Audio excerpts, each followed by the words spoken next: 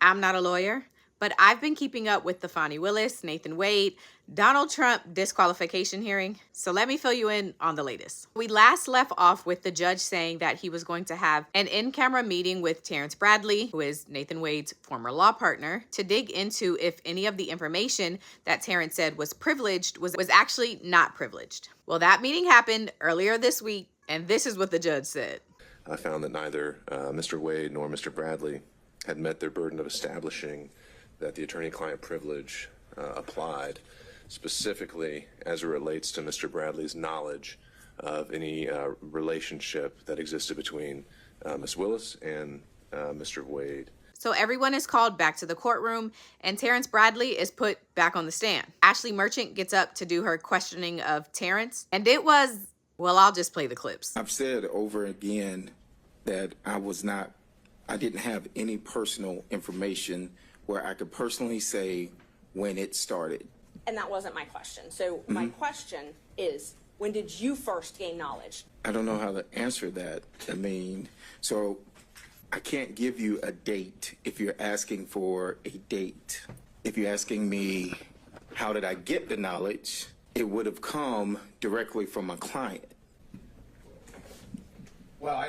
And Judge, I just want for the record, because sometimes the record doesn't reflect where people are looking, and that when I ask a question, Mr. Bradley is looking at Mr. Wade and his lawyer to wait for them to object, and they're clearly interacting somehow in the court. So I just want the record to reflect that, because it wouldn't otherwise. It's there now. Judge, one of my lawyers is sitting right in the back, We don't have to go down that rabbit hole. You can look wherever you want. Last question I asked you was, what did Nathan Wade tell you about the relationship? I recall him stating that at some point they were dating. I can't tell you what date that was. It was made in confidence. We were in the back of our office. Our offices were the only two in the back. There was no one else present. That is all I can tell you at this time. Now, eventually, Ashley asked Terrence a question that is actually key to this whole hearing. When you told me that their relationship started when she left the DA's office and was a judge in South Fulton, where did you obtain that knowledge from? I was speculating. I didn't have no one told me I was speculating.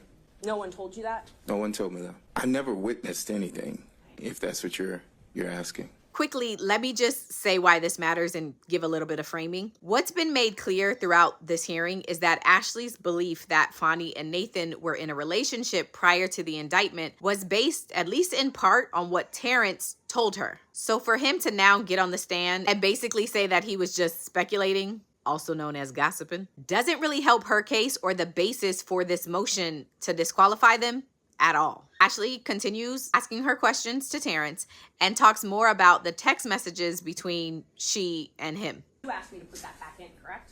Because you thought it might be suspicious if you were left out of the motion. I think you had put in there that Mr. Campbell had received a certain amount, and then you also had put in there that Mr. Wade had received a certain amount. But there was not anything in there originally, and I said that it needed to be accurate. I needed to be accurate as far as that I had received $74,000. Right. That's correct. Because you did not want anyone knowing that you had talked to me. I wanted you to be accurate as far as the accuracy of our message. Right. I asked you to review it for accuracy. For accuracy, and I just stated that it was inaccurate. So when you reviewed the motion and you specifically pointed out that one thing that you found inaccurate, you didn't point anything else out that you found inaccurate in that motion, though, correct? No, I did not. And that motion alleged that their relationship began when Ms. Willis was in municipal court. What I was asking is, you didn't tell me that there was anything else inaccurate in the motion, though, right? But I didn't state that anything was accurate. We had been talking and you asked me to send you a rough draft, and I told you, okay, but I didn't want it to be leaked before I filed it. Right? That is correct. That is correct. So you're the one that asked me to send a rough draft. Yes, that's correct. Yes, that's correct. Mr. Wade told you that they had sex at that office, though, correct? I don't recall him stating that, no. But do you recall me asking you, do you think it started before she hired him? And you said absolutely. You recall that? I see that in the text message, yes. Okay. And do you also recall me asking you how they would react if they would attack me? And you said, no, they will deny it. That's written in there, yes.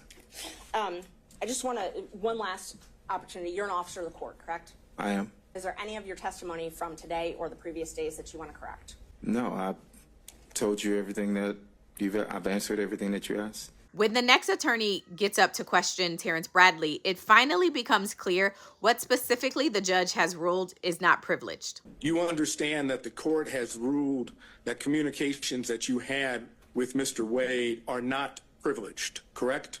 No, I'm aware that the court ruled that one specific conversation wasn't privileged. Then I'm going to ask Your Honor, if it's that the limitation? The only ones that I deemed were not covered and that I'd asked about in the in-camera hearing were any communications Mr. Wade made regarding the existence or non-existence of a romantic relationship with Ms. Willis. But even after that's clear, there really wasn't much to learn from the conversation. And have you testified already today to the sum total of your knowledge of the relationship that is outside the scope of the privilege according to the court's ruling? I think I have, yes. I think I've testified to that, yes. All right, Mr. Bradley, when you communicated with Ms. Merchant, did you tell her any lies about Mr. Wade and Ms. Willis's relationship? Did I lie to Ms. That's a simple question, Mr. Bradley. You're a lawyer. Did you lie to Ms. Merchant when you told her facts about Mr. Wade and Ms. Willis's relationship? Not that I recall. I don't recall. No. So the hearing ends and the judge says that the attorneys need to come back on Friday, which is today, for closing arguments. But after that hearing wrapped, the media begins reporting on the, quote, hundreds of text messages between Terrence and Ashley. And child, I'm going to reference this AJC article, which is written by David Wickert, which says here that Ashley texts Terrence, quote, I am nervous and this is huge on the day that she actually filed the motion. To which Terrence responded, quote, you are huge. You will be fine. You are one of the best lawyers I know. He also said, quote, go be great. The article goes on to say that Ashley pledged to protect Terrence as a source of information for her motion, but as we all know, she then made him her star witness. The article says that Ashley and Terrence discussed who should get subpoenaed to testify in this hearing. And that list of people included members of Fani's security detail, employees from the DA's office, and Robin Yurdy, the former friend and employee of Willis. We all know she testified. There's also apparently a text where Ashley asks Terrence if he thinks that the relationship between Fani and Nathan started before she hired him, to which Nathan responded, quote, absolutely. On January 24th, Ashley told Terrence, quote, I will leave you out, but I think if I don't subpoena you, it would look fishy. And then she asked him, quote, what do you want me to do? To which Terrence responded, quote, I'm okay with it. He ain't act okay with it on the stand. Come back for part 2 of this video because now I'm going to tell you what happened today with closing arguments.